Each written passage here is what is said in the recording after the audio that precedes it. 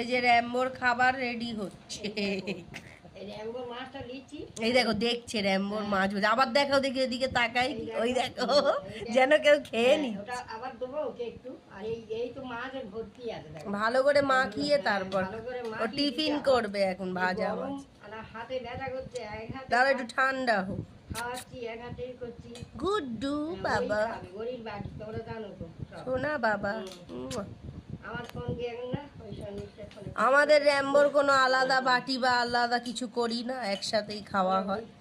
কারণ হচ্ছে ওই অত ইয়ে করে লাভ বাচ্চা। এদিকে আয় মা। गुड्डू आजा इधर।